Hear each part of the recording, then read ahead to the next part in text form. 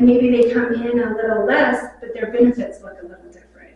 So we can structure it because we have this flexibility in our laws. This is why we get really protective when we hear, oh, we're going to change the co-op laws. We're like, no, because right now we have so much flexibility to really work with that community. So you have an investment co-op, but you want the renters to, one, maybe they create a renters co-op that does the lease agreement with the investment, maybe we can layer them. Those get into those details in the design process. 5 or 6 of you wanted to start an investment co-op because you wanted to build 4 boxes and nobody's coming in and doing it, or you wanted to build an apartment complex. You could build that apartment complex as an investment co-op, and other people come in and just pay rent like a normal, but instead of the outside guy from California that's making all the money off it, you as the investment co-op are benefiting from that. And now, as you make money, you can reinvest and do something else that you want to do. And the renters don't have to be members or involved at all. They don't have to know that it's a co-op that owns it if they didn't. But it again comes back to what's your mission of designing that co-op. Do you want the renters then to have some equity growth as well? Then you would create some path of ownership for them within that cooperative structure. As a final question, principals seem to irritate Vicki. Do you have any examples of a local government municipality driving the co-op? Actually, we're seeing more of that happen. Even just us. We're getting more phone calls from cities asking us to come in and have these discussions with them on housing and Main Street. Seems to be kind of what they're pulling us in on. And then the 75 Capital example in Toronto was led by the mayor. So what that was the local led by the workforce. mayor or led by the city of Toronto? I think it was the mayor that pulled everybody together. She was like the champion of it.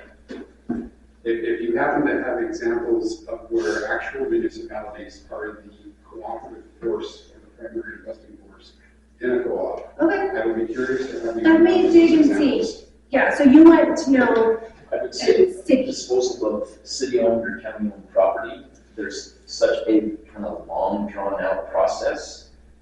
Well, and you're not wrong. And, there's a lot of different ways that a government could be involved. And in the ideal world, especially in this end of Montana, everybody would kind of prefer that their taxes don't change. Exactly. And therefore, the government doesn't want to be involved in creating a co-op and possibly being an organizing force. But I'm trying to see what all of the potential options I like where you're that can going. drive a less expensive cost for occupancy. That could come back to owning property. You still don't, the city doesn't pay property tax on the land, so that existing land is paying $0. Yes. Right. Yeah. But those 5 homes that you set on top of it are owned by the co-op, which pay taxes into And the so the community. idea is you put together a really well-explained referendum that says, do you, the residents, want to participate in this in order to help bring down average costs across the city? Right.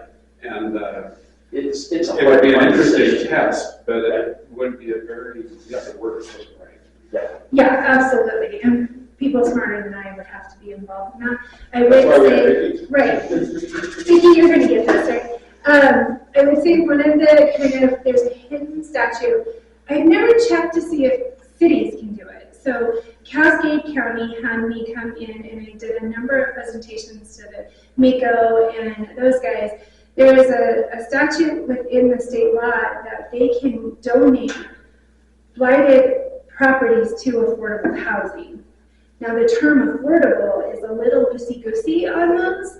And so we believe, and we have not proved this out, but I believe if you had, the county had blighted properties, again, the term blight is also a little up in the air on what that is, they donate it to either a nonprofit or a co-op, and they approach it in the sense of this is how we're going to retain affordability. Maybe it's on the property taxes or whatever the case may be, then you're removing that land component to it too. So That's- there's I see that movements. point. Yeah. I know enough about the blighted land rules to know that that's not a trivial path. And that's a good point. And it's harder to happen. 25, 35 years ago, people wouldn't be paying their taxes and just sit on the books, and then You're seeing that today?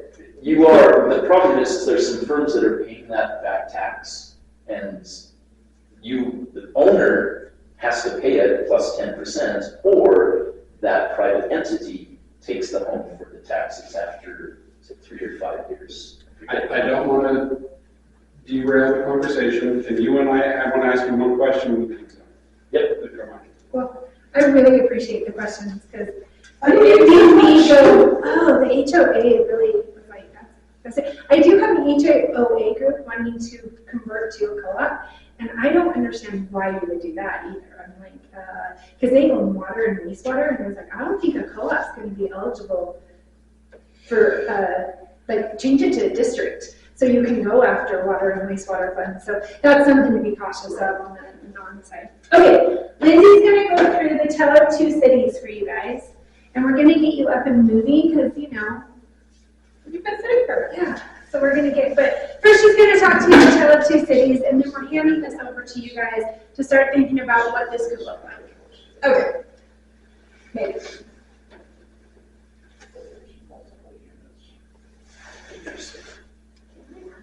Yes. Before we get started, so, one, how are we going to tally tax differently when you have 5 property cooperatives in the owner occupied, and one of them is a second home, you want to put it on there?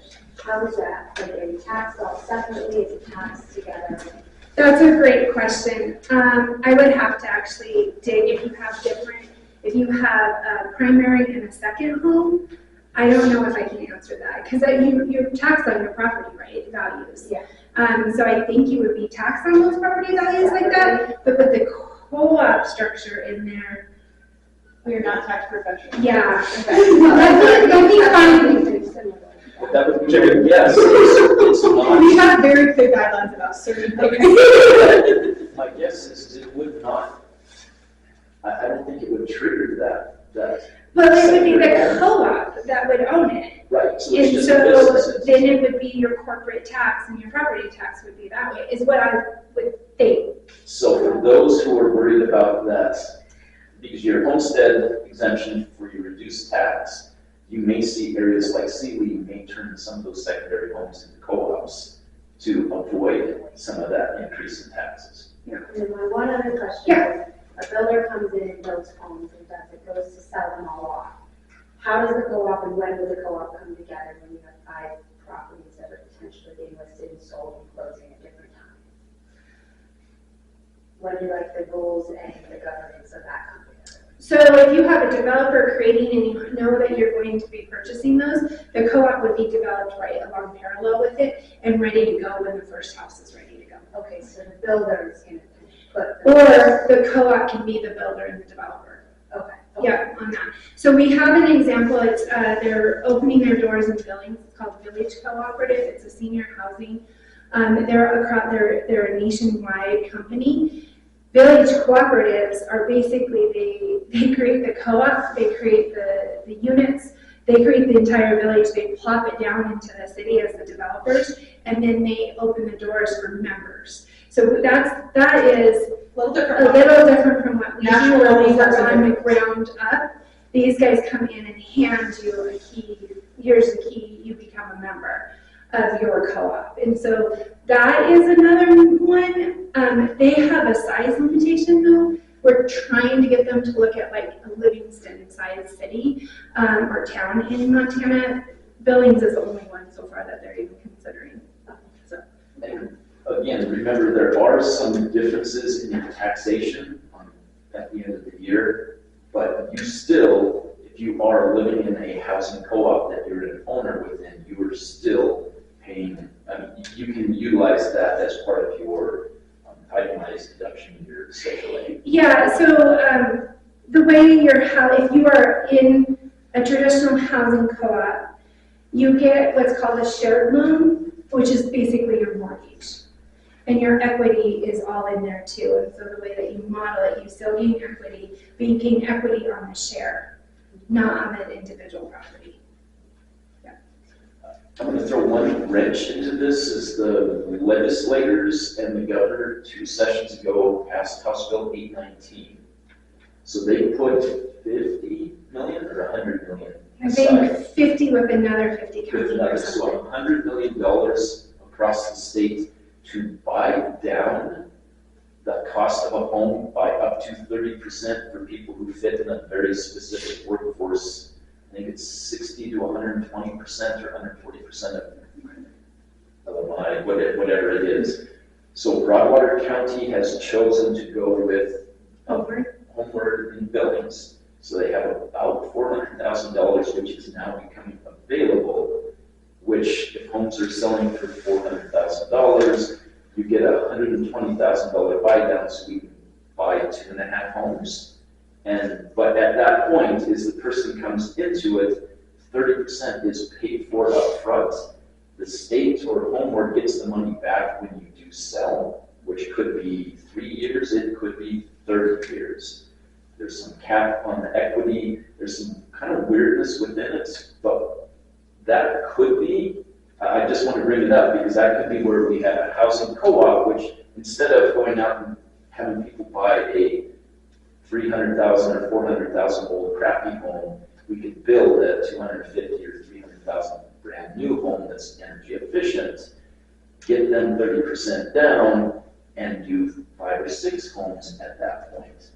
That's where we have this one little kind of joker card here that we could potentially utilize to stand something up. And maybe that's all we do is once they buy it, the co-op walks away from it and off you go, or you reuse that money and use some of your experience that you have in that to get to that point. So just want to throw that out there. That money is just becoming available right now.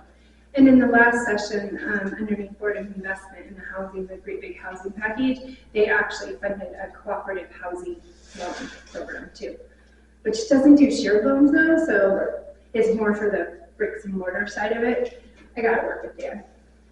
Okay, so any other questions? I love questions, so you're not bothering me at all. Okay, so we're gonna go through this and then do some, what we call asset mapping, just so we start from kind of a place of positivity. So if somebody else wants to read, I'm happy to like read a little bit about these cities. If not, I'll go through. No takers. Here.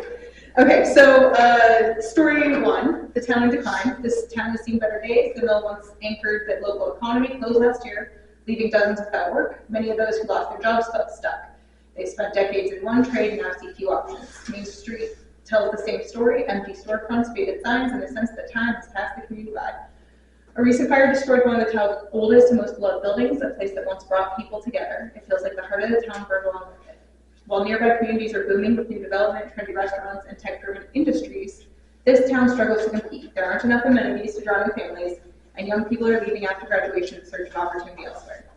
Talk in the cafe and post office centers around what used to be. Jobs that are gone, leaders who retired, promises that never materialized. The future feels uncertain, and the challenges seem too big for one small town to fix. Anybody know that town? This isn't a real town, a specific real town. This is an amalgamation of But I would say that isn't towns us. that we've met. I mean, my take is that isn't us. We've got almost every building is full on Main Street, and most every home is there. We kind of have the opposite problem about affordability. It's fun. I've done this in a few towns now, and I've seen it very different. Although it's coming down, the cities have days when there were a lot of empty buildings on the street. Oh, God, yes.